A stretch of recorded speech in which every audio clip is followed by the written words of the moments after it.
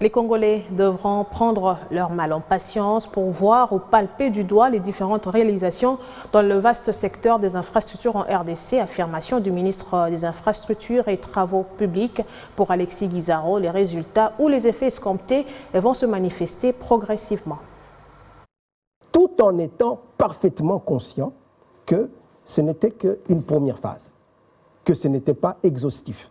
Tant qu'il y aura des trous, Kinshasa Zéro Trou va se poursuivre. Et j'ai même annoncé la phase 2 de Kinshasa Zéro Trou qui va maintenant intégrer des artères qui n'étaient bien sûr pas dans la première phase. Donc, la conception, c'est un défi que le gouvernement s'est lancé en disant « Nous voulons atteindre zéro trou à Kinshasa.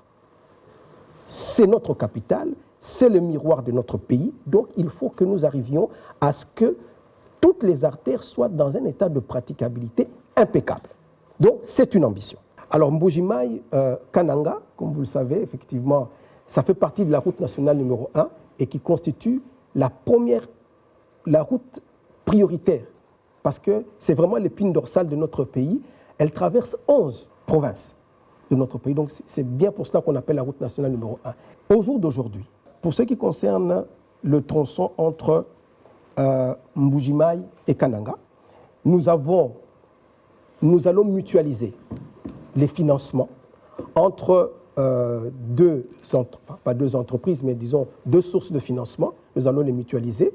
Nous avons la Banque africaine de développement qui est intéressée et qui a même déjà validé ce financement au niveau de son conseil d'administration. Très bientôt, nous allons passer à la phase de passation des marchés et qui va faire les travaux entre Kananga et Kabea-Kamwanga.